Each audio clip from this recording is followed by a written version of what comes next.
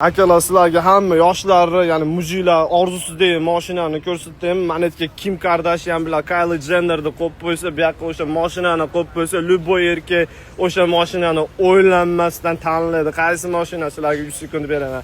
1, 2, 3 ketdi. Tadang! Toyota Supra akalar, moshit qaranglar, onlayni nimaga. Ateslar uchun qo'rqmasdan parkovga kelib, egasi ko'rsa, meni hozir nima qilyapsan deb urishi mumkin. Akalar, haqiqiy Babuinovskiy afsonaviy mashina, endi legendarni demayman, chunki uni уже anaqasi qolmagan. Bu yerda ham afsonaviy mashinani orqasi ketyapti. Nima edi? Range Rover'ning orqasiga o'xshaydi ekan. Takoya vida bitta prokatsiya qilamiz deylar, yoninglarga kim o'tirgizardinglar. Men hech kimni o'tirgizmasdim. Yonimda o'tirish hech kim arzimaydi, to'g'ri? Endi uydagilarni lekin bunaqa mashinalarda aylantirmasizlar. Bunaqa sportivniy mashinada faqat o'zim aylanardim. Hammalar mana shunaqa mashinani kapotiga chiqib sakrash nasib qilsin. Oxirida mana shunaqa nasib qilsin deb har xil diniy gaplar gapirib qo'ysam, layklar ko'payadi, podpiskalar ko'payadi. Bu chista psixologiya, hamma shunaqa qiladi, e'tibor beringlar.